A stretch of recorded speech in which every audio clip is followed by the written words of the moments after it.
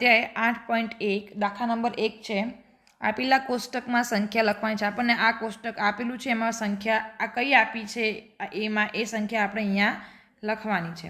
તો અહીંયા આપણને જુઓ ત્રણ આવી રીતે ત્રણ ખાનાવાળા ત્રણ આપણને બંડલો આપેલા છે। એક બંડલમાં કેટલા ખાના છે? 10 ખાના છે। 1 2 3 4 5 6 7 8 9 ને 10 એવા 10 ખાનાવાળા આપણને ત્રણ બંડલ આપેલા છે। એટલે એકમાં 10 10 10 એમ કે 30 છે। પછી આપણને એકમનું એક ખાનું આપ્યું છે અને દશાંશના આપણને બે ખાના આપેલા છે। એટલે આપણે હવે આ કેટલી સંખ્યા બનશે એ આપણે પહેલાં આ કોષ્ટકમાં લખવાની છે। તો પેલા દશક હંમેશા 10 વડે ગુણાયેલું હોય, એટલે આપણે ત્રણ આખા બંડલ છે એમાં એકમાં કેટલા છે? 10 સંખ્યા, એટલે 3 ગુણ્યા 10 કુલ 30 ખાના થયા આપણા। એટલે આપણે દશકમાં સંખ્યા કઈ લખશું આપણે? તો 3।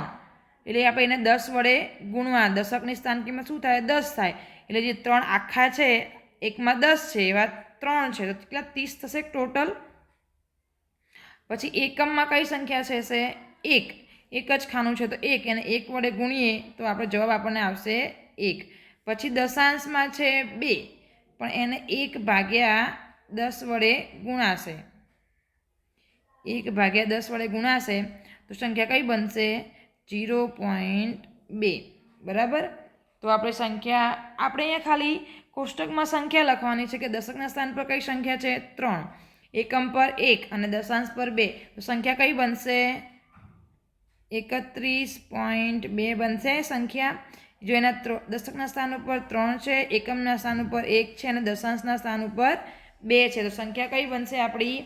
31.2। આગળ દાખલા નંબર 2 બી તમને આપેલું છે, એ તમારે જાતે ગણવાનો પ્રયત્ન કરવાનો છે। આ રીતે જ એ દાખલો ગણાશે। અહીંયા દાખલા નંબર 2 છે, નીચેના દશાંશ સંખ્યાઓને સ્થાન કિંમતના કોષ્ટકમાં ગોઠવવાનું છે। જ્યારે કોષ્ટક બનાવ્યું સ્થાન કિંમતનું એમાં ગોઠવવાનું છે। આપણે 19.4 સંખ્યા આપી છે। અહીંયા પહેલાં આપણે 19 આખી લઈએ તો 19માં એક દશકનો અંક છે, એક એકમનો અંક છે અને જે 4 છે એ દશાંશનો અંક છે। તો આપણે સ્થાન કિંમતને આપણે એના કોષ્ટકમાં ગોઠવી દઈએ।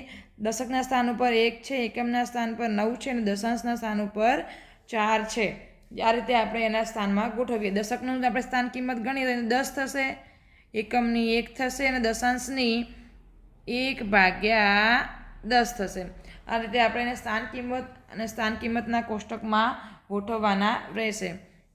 એના પછીની છે બી નંબરમાં છે 0.3 આપ્યું છે, તો આપણને 0 એક આખી સંખ્યા એકમ છે એટલે માટે આપણે એકમમાં લખશું અને 3 છે એ દશાંશ છે, તો એને લખાય તો એકમના સ્થાન પર 0 અને દશાંશના સ્થાન ઉપર 3 છે, તો એ રીતે આપણે સંખ્યા કોષ્ટકમાં લખી શકાય। બાકીની તમારી સંખ્યા 2 આપી છે એ તમારી જાતે લખવાનો પ્રયત્ન કરવાનો છે। દાખલા નંબર 3 છે, નીચેના દરેકને દશાંશ સ્વરૂપે લખવાના છે। આપણને એ સંખ્યા શબ્દોમાં આપી છે, આપણે એને અંકોમાં લખવાની છે। દશાંશ સ્વરૂપ એટલે જે ચિહ્નવાળું દર્શાવીએ છીએ, પોઈન્ટવાળી સંખ્યા આપણે દર્શાવવાની છે। અહીંયા આપણને 7 દશાંશ આપે એટલે 7 દશાંશ સ્થાન શું થશે? 1/10 થશે સંખ્યા। તો આપણે ટૂંકમાં લખવાની સંખ્યા છે 7,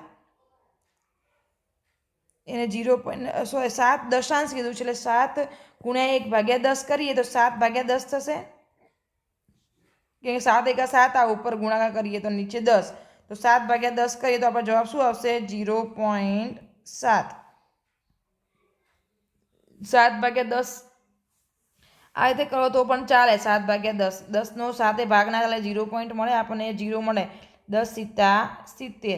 આ રીતે ના કરો તો તમે ડાયરેક્ટ કરી શકો છો। 7/10 હોય તો જોવાનું કે 0 પાસે કેટલા 1 પાસે કેટલા મીંડા છે? તો 1, તો 0 પોઈન્ટ પછી એક જ સંખ્યા આવશે, તો અહીંયા 7 આપી છે તો ભાઈ 7 સંખ્યા મૂકી દેવાની, 0.7 બનશે। પછી એમાં સંખ્યા બી છે, આપણને બી આપ્યું છે 2 દશક અને 9 દશાંશ।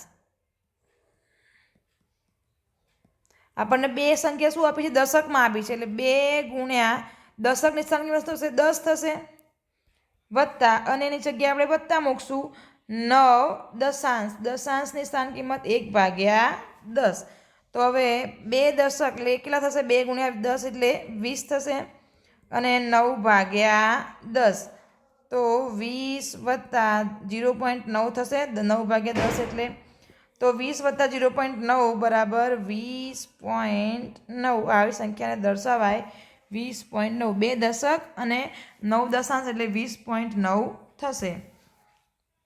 હવે એવું આગળ સી આપ્યું છે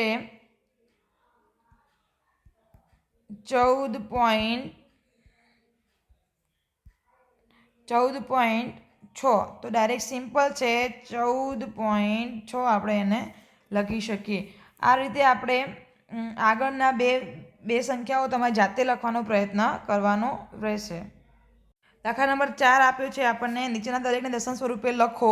અહીંયા 5 ભાગ્યા 10 આપે છે તો 5 ભાગ્યા 10 આપણે કેટલા લખાય છે? 0.5. બી છે 3 વત્તા 7 ભાગ્યા 10 તો 3 વત્તા 0.7 થશે બરાબર 3.7.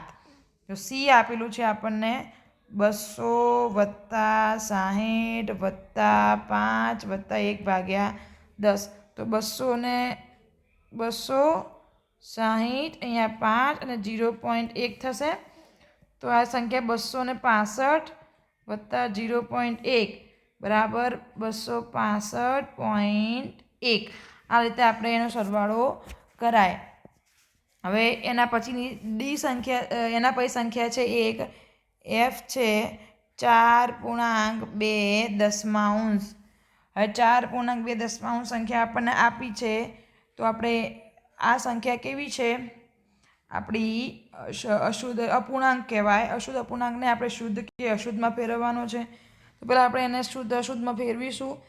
10 ગુણ્યા 4 એટલે 40. 40 વત્તા 2 કરો એટલે 42 ભાગ્યા 10. આ રીતે સંખ્યા બને.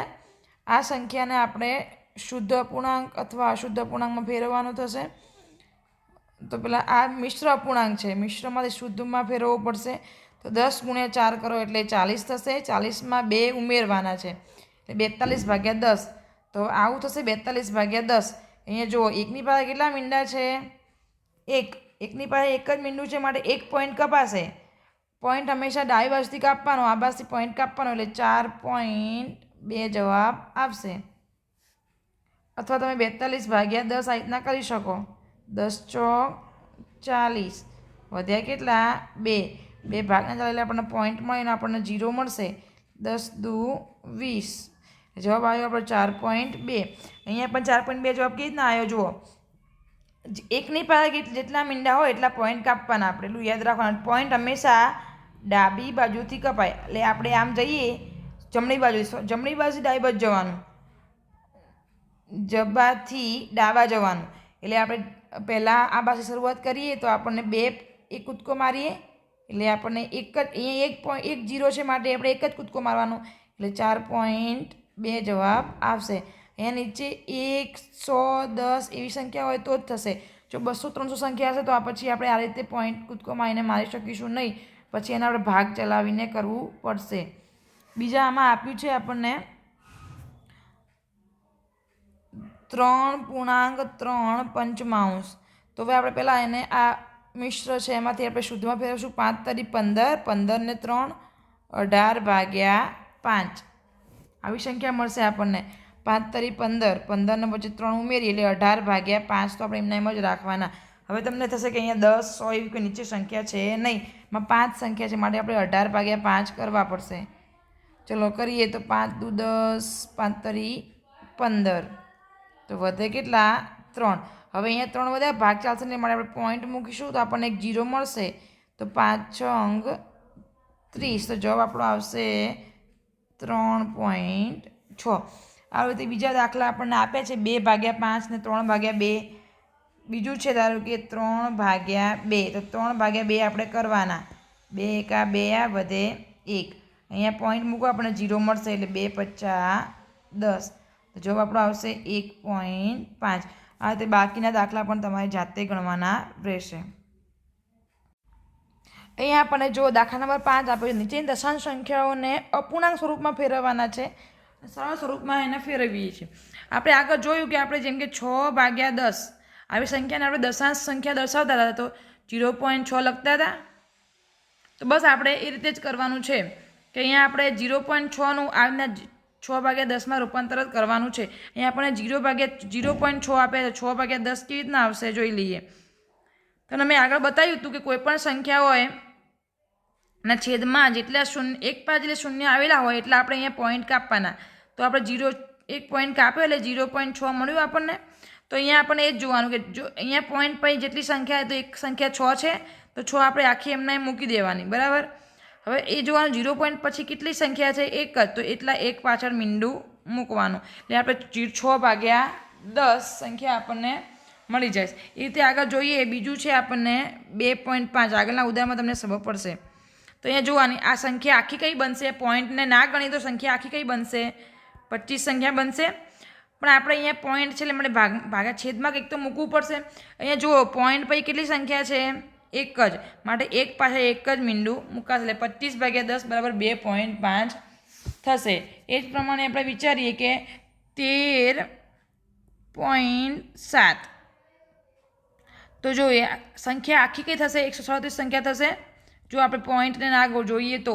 હવે જોવાનું પોઈન્ટ પછી કેટલી સંખ્યા છે, એક જ, એટલે એક સંખ્યા હોય તો એકની પાસે કેટલા મીંડા મૂકાશે, એક. તો 137/10 આ સંખ્યા બનશે 137/10. આ રીતે આપણે સંખ્યાઓ બનાવવાની છે. આગળ આપણને 2-3 જે દાખલા તમને બાકી છે જાતે તમારે ગણવાનો પ્રયત્ન કરવાનો છે. હવે આપણને અહીં કીધું છે કે દશાંશ અપૂર્ણાંકમાં ફેરવવાના. આ દશાંશ અપૂર્ણાંક કહેવાય અને અપૂર્ણાંક સ્વરૂપ કહેવાય. આપણે જે આગળ અપૂર્ણાંક પૂર્ણાંકો વિશે આપણે અભ્યાસ કર્યો છે. આ સંખ્યા આખી સ્વરૂપને અપૂર્ણાંક સ્વરૂપ કહેવાય. એમાંથી આપણે સરળમાં ફેરવવાનું છે. જ્યાં સુધી ભાગ ચાલતો હોય ત્યાં સુધી આપણે એને ઉડાડવાના છે. આ 25/10 છે તો 25ના ભાગ પાડો તો પાયો 25. એ જ પ્રમાણે 10ના ભાગ પાડો તો 5 દુ 10. તો આ 5 ઉડી ગયા. તો વધે કેટલા, ઉપર 5, નીચે વધ્યા 2. તો 5/2 સંખ્યા વધશે. એટલે આપણે એને 5/2 સ્વરૂપે સરળ સ્વરૂપે દર્શાવવાની. છેલ્લે જે સિમ્પલ સંખ્યા રહેતી હોય આપણે એના સ્વરૂપે દર્શાવવાની છે. એટલે માટે આ રીતે આપણે સંખ્યાને છેલ્લે સુધી ગણશું. એના પછી આપણે અહીંયા દાખલા નંબર 6 છે. દશાંશનો ઉપયોગ કરીને નીચેના દરેકને સેન્ટીમીટરમાં આપણે દર્શાવવાના છે. આ આપણે જે મીમી આપ્યા છે એનો આપણે સેન્ટીમીટરનો ઉપયોગ કરવાનો, સેન્ટીમીટર બનાવવાનું છે 2. હવે આ મીમી બરાબર કેટલા સેન્ટીમીટર થાય, આપણે જોયું કે 1 મીમી બરાબર 1/10 સેન્ટીમીટર થાય. તો આપણે આ મીમીને છે સેન્ટીમીટર ફેરવીએ તો 1/10 સેન્ટીમીટર થઈ જશે. તો હવે 2 ગુણ્યા 1/10 એટલું થશે, 2/10 થશે, 2/10 સેન્ટીમીટર. હવે દશાંશ સ્વરૂપે દર્શાવીએ તો અહીંયા જુઓ 1 પછી કેટલા 0 છે, 1 0 છે, માટે આપણે 1 પોઈન્ટ કાપીશું. અહીંથી આ બાદ પોઈન્ટ લઈ જઈશું 0.2 સેન્ટીમીટર. એટલે 2 મીમી બરાબર 0.2 સેન્ટીમીટર થશે. એવું બી આપ્યું છે 30 મિલીમીટર, બરાબર. એના આપણે સેન્ટીમીટર ફેરવવાના છે. તો 30 ગુણ્યા 1/10 સેન્ટીમીટર. તો હવે 30/10 સેન્ટીમીટર થશે. તો અહીંયા જુઓ આ 0 જતી રહેશે તો વધશે કેટલા ઉપર 3. તો 3 સેન્ટીમીટર. આવું ના કરવું હોય તો અથવા આપણે જેમ કરીએ છીએ એમ 30/10 છે તો એકની પાસે કેટલા મીંડા છે, એક મીંડું છે તો આપણે 1 પોઈન્ટ કાપવાનો. જમણી બાજુથી ડાબી બાજુ એટલે 1 પોઈન્ટ કૂદકો મારીને આપણે કાપ્યો તો 3.0 સેન્ટીમીટર થશે. 3.0 એટલે આપણે 3 પણ લખી શકીએ. એટલે માટે થશે 3 સેન્ટીમીટર. એમાં આગળના આપણને બીજો એક આપ્યો છે, ડી આપ્યો છે 4 સેન્ટીમીટર અને 2 મિલીમીટર. તો 4 તો આપણને સેન્ટીમીટર આપેલા જ છે. હવે જ્યાં 2 મિલીમીટર છે આપણે એને સેન્ટીમીટર ફેરવીએ એટલે 2 ગુણ્યા 1/10 સેન્ટીમીટર થશે. મીમી બરાબર આટલું લખાયું એ રીતે. તો 4 વત્તા 2/10 સેન્ટીમીટર મળી ગયું બંનેનું. તો 4 વત્તા 0.2 સેન્ટીમીટર બરાબર 4.2 સેન્ટીમીટર. આ રીતે આપણે દાખલો ગણાય. બાકીના તમને આપ્યા છે, જાતે જ ગણવાનો પ્રયત્ન કરવાનો. દાખલા નંબર 7 છે સંખ્યા રેખા પર કઈ બે પૂર્ણ સંખ્યાઓની વચ્ચે નીચેની સંખ્યાઓ આવશે એ લખવાનું છે અને કઈ પૂર્ણ સંખ્યા આ સંખ્યાની નજીક છે આપણે એ દર્શાવવાનું છે. આપણને એક આપી છે 0.8. હવે આ સંખ્યા છે આપણે સંખ્યા રેખા કોને કહેવાય? આપણે આગળ જોયું કે સંખ્યા રેખા એક રેખા છે. આ રેખાને 0 1 2 3 4 5 6 7 8 9 એમાં અહીંયા અનંત સુધી આવશે. જે રેખા છે અહીંયા તીર દર્શાવે, તીરનો અર્થ છે અહીંયા સંખ્યા અનંત સુધી વિસ્તરેલી છે. આ બાજુ -1 -2 એવી સંખ્યાઓ આવશે ડાબી બાજુએ, જમણી બાજુએ ધન સંખ્યાઓ આવશે અને વચ્ચે આવશે 0. આને સંખ્યા રેખા કહેવાય. આપણે આમાં 0.8 દર્શાવવાની છે. આપણે જોઈએ કે 0 અને 1ની વચ્ચે કેટલી કાપા હોય? 10 કાપા હોય. 1 2 3 4 5 6 7 8 9 ને 10. હવે આપણે 0.8 છે એટલે 0 થી 8 8મો પોઈન્ટ પકડવાનો. 1 2 3 4 5 6 7 ને 8. આ સંખ્યા છે એ 0.8 સંખ્યા થઈ. તો 0.8 સંખ્યા 0 અને 1ની વચ્ચે આવશે. 0 અને 1ની વચ્ચે આવશે. અને કઈ પૂર્ણ સંખ્યા નજીક આવશે? તો 1ની નજીક આવશે. તો જો આ 0.8 છે, એક સંખ્યા નજીક છે અને 0 અને 1ની વચ્ચે છે. પણ 0.8 આપણે 0 અને 1ની વચ્ચે આવશે અને કોઈ નજીક આવશે? એક સંખ્યાની નજીક આવશે. આપણે આ રીતે જવાબ લખવાના છે. બીજી સંખ્યા જોઈએ. બીજી છે 5.1. તો આપણે સંખ્યા રેખા દર્શાવીએ. હવે આપણે 5 સંખ્યા દર્શાવીશું. 5થી શરૂઆત કરશું. 5ની જરૂર છે એટલા માટે 5 6 7 8 9 ત્યાંથી અનંત સુધી. અહીંયા સંખ્યાઓ પણ અનંત સુધી આવશે. 5 અને આ 5.1 છે એટલે 5ની ઉપર 1 પોઈન્ટ લેવાનો છે. એટલે સંખ્યા કોની કોની વચ્ચે આવશે? એટલે આપણે જોયું કે આ સંખ્યા 5 અને 6ની વચ્ચે આવશે. એ તો આપણને નક્કી થઈ ગયું. હવે કોની નજીક આવશે જોવાનું છે આપણે. તો જોઈએ આપણે 5 ને 6ની 10 કાપા લઈએ. 1 2 3 4 5 6 7 8 9 અને 10. હવે 5.1 એટલે 5ની ઉપર જે એક પહેલો કાપો છે એ આપણી સંખ્યા થશે 5.1. તો આ સંખ્યા કોની નજીક છે? તો 5ની નજીક છે. 6થી દૂર કહેવાય પણ 5થી નજીક કહેવાય.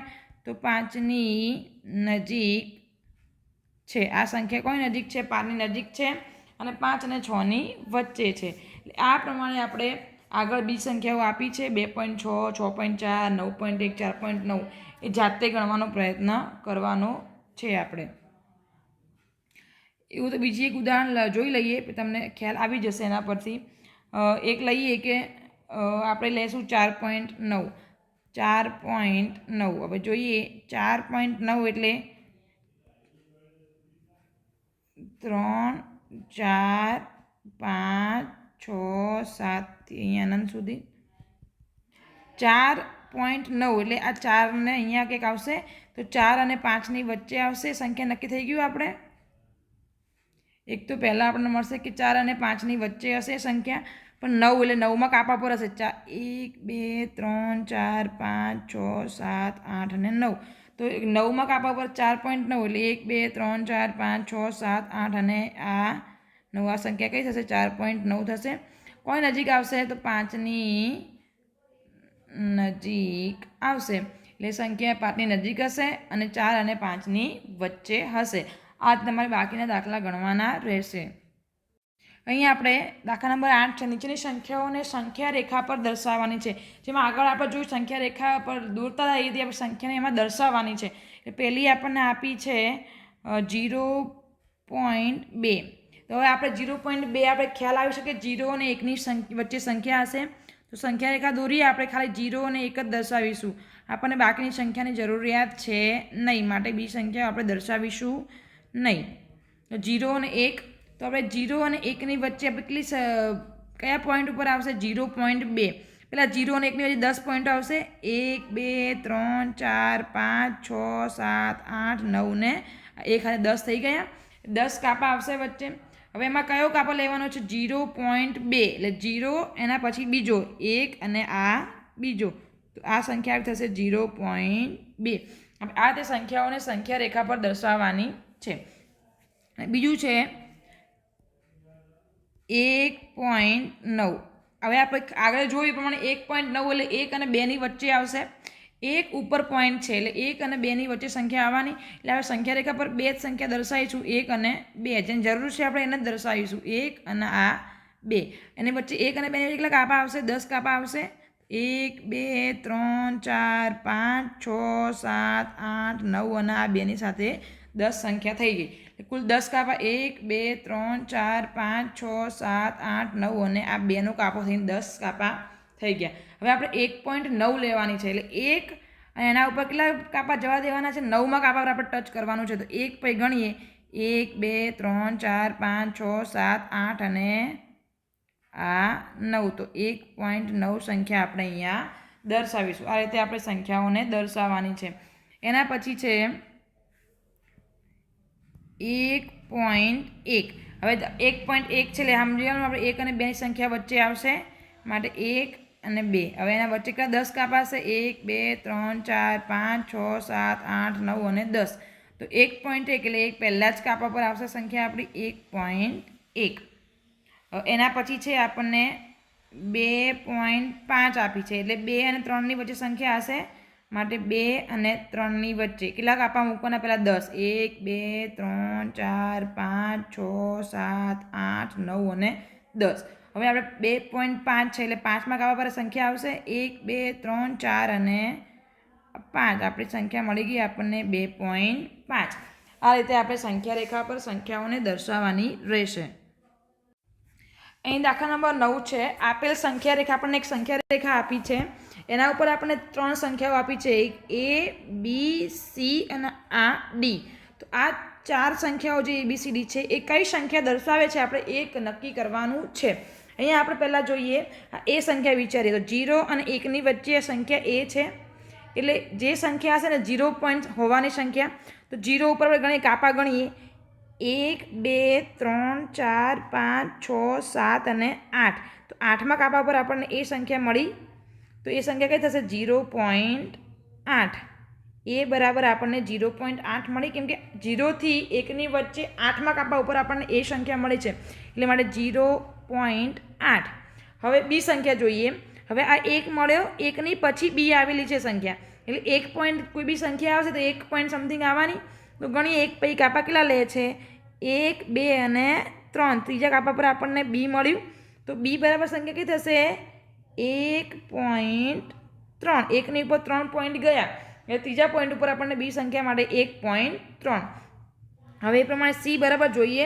હવે સી છે એ 2 પછીની સંખ્યા છે તો 2 ની પછી હશે તો 1 અને 2. તો બીજા પોઈન્ટ ઉપર આપણને સી મળી તો 2.2. 2 ઉપર કેટલા પોઈન્ટ ગયા? 2 એટલે 2.2.